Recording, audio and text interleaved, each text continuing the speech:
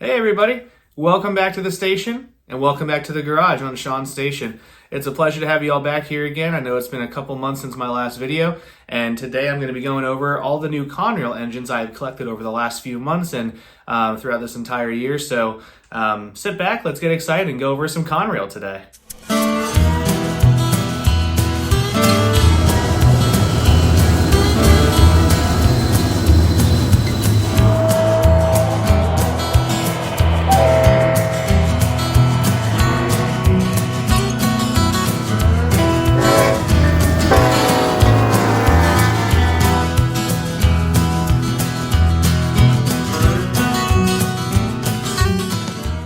Now, I really can't quite put my finger on it of why Conrail is just such a big thing for me right now.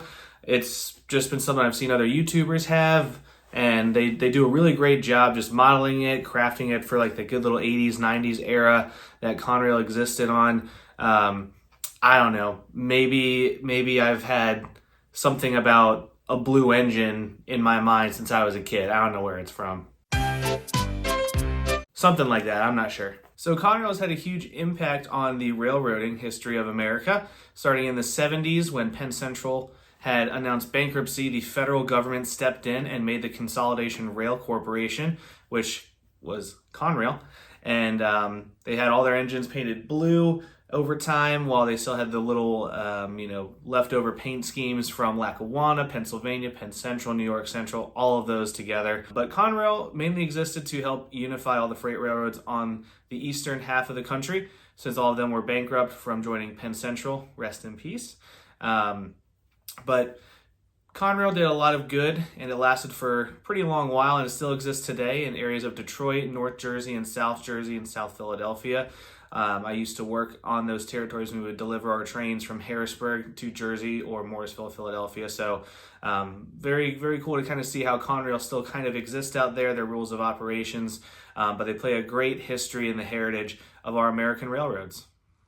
So first up on the newer engines I've gotten in Conrail, I want to go over these three Conrail GE-8s that I've acquired. I want to give a huge shout out to Sid's Trains and his YouTube channel, and thank you just for your connection for helping me find these engines.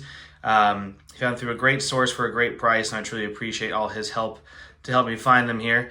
The narrow nose Dash 8 on the right is a Protosound 2 from MTH Premier, and then I have a wide cab on the left, which is cab number 6098, and behind it is 6063. The two wide cabs are both Protosound 3 engines, and they're just fantastic. I think one of the best natural sounds that MTH makes is just the Conrail horn. It's just so great, so realistic, and for all the engines I've got custom horns on, this is one of those where you really don't have to change anything on them because they're just so realistic. I also love that the wide cabs, they also have these nice little marker lights on the nose and on the tail of the locomotives. They look so great as they're going by because, Conrail had those marker lights, and I think NS still used them too when they bought them out for their Dash 8s. I don't believe the narrow nose has them on the nose, but I usually have that one trailing just for some more variety in a lash up or a consist. But nonetheless, all these engines are just very impressive. I can see why a lot of people like them, and I'm very thankful for Sid again for helping me to find these for a great price. Thanks again, Sid. Up next is this beautiful pair of Conrail SD60Ms, cab number 5509 and 5555.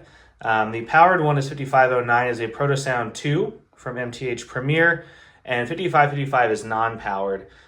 These are both from the old release back in 2005, so the powered unit needed to have a BCR installed, and it has the dummy wheel in the third wheel of each axle there. So I would like to replace these eventually with a Protosound 360M, or maybe even just an SD60E, since those are pretty much on the market right now.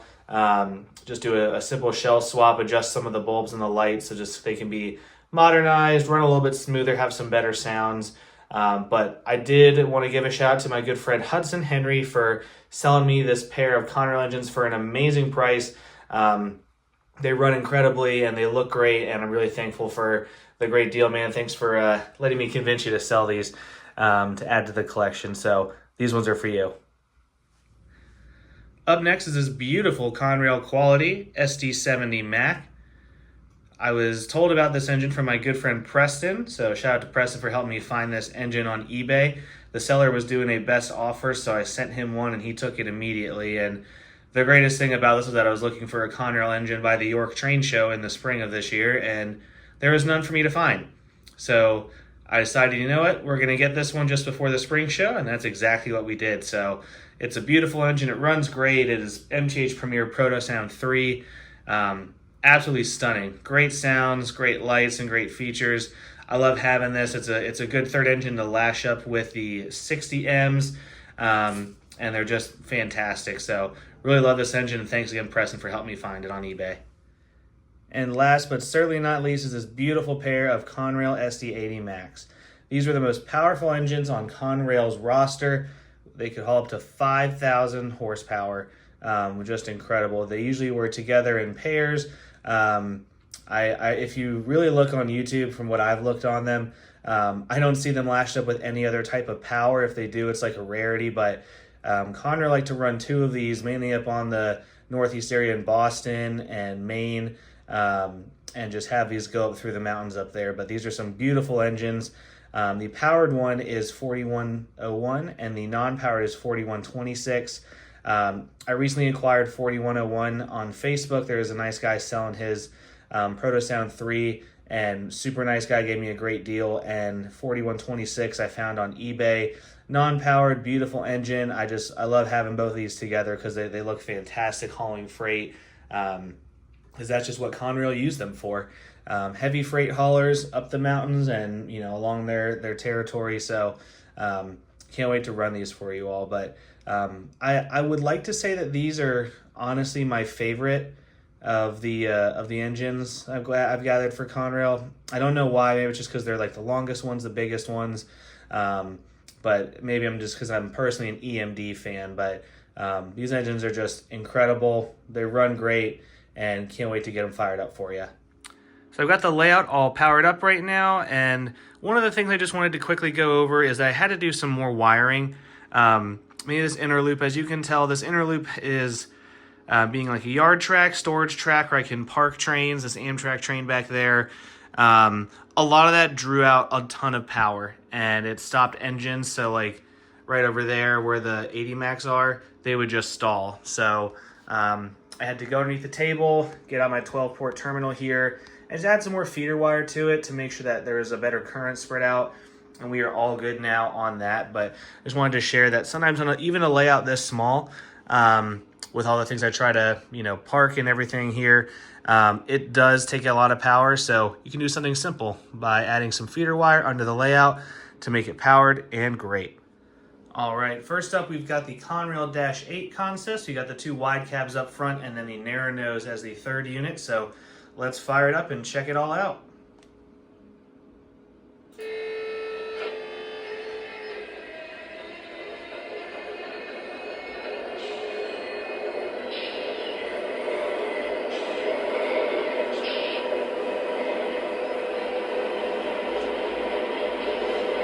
Very nice, typical GE startup. MTH did a great job with that, and you can see the marker lights are on the nose and the cab numbers. So let's go over some of the sounds here. Here's the bell. And then the beautiful Conrail style horn.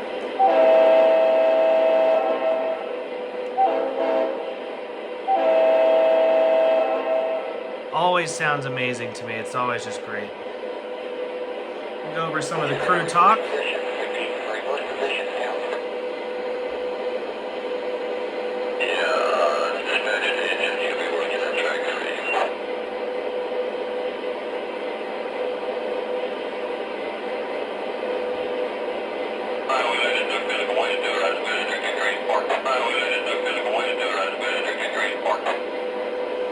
All right, and let's let it head on out.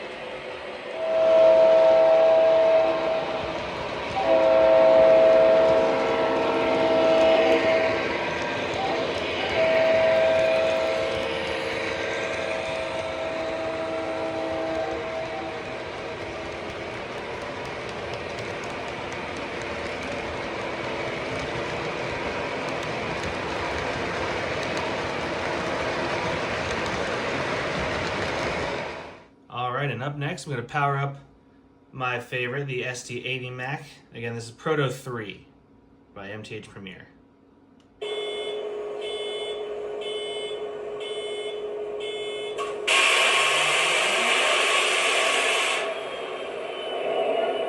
Just an awesome startup there alone. Love that startup sequence. It's so great. Let's check out the bell. Now I know it's got an electronic bell, which these ones had the air ringing bell, so I may have to adjust that just to make it a little bit more realistic. But for now, that's what we've got. The SD70MAC has the same. Let's check out some of the other sound features here on the 80MAC. Here's the horn.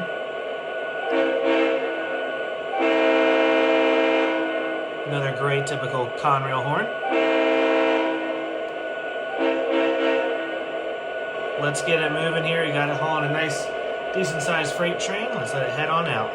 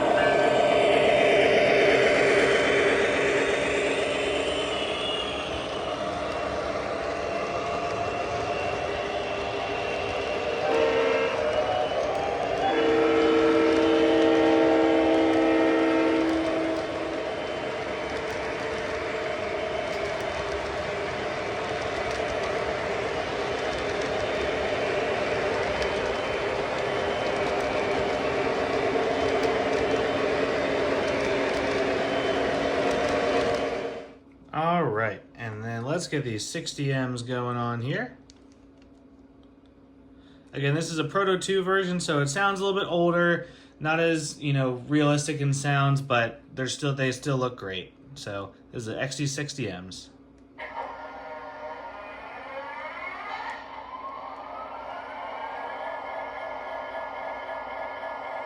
All right, here's the bell.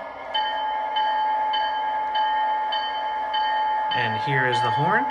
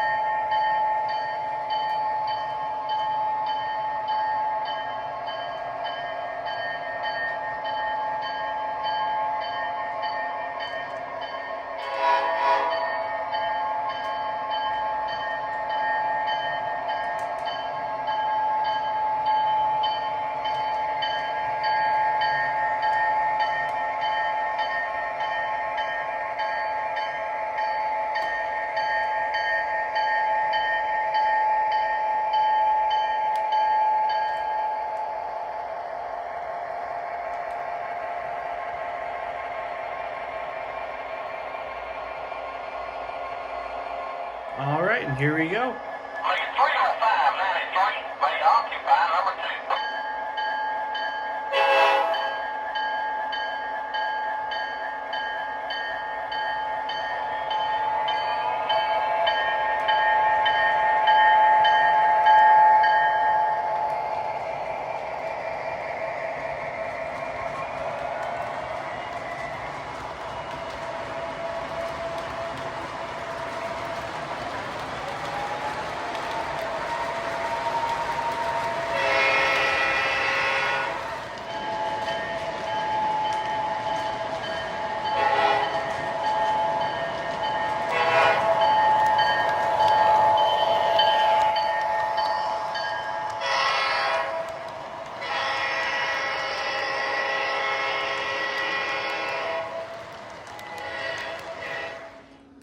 All right, and last but certainly not least, we've got the SD70MAC. I just swapped it out with a 60M so I could go over the sounds and the features for it. So hope you all enjoy. This is another great engine by MTH Premier Proto Sound 3.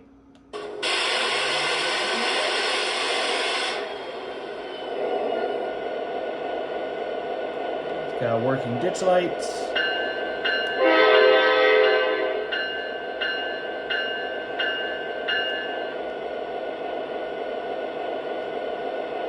Levels down.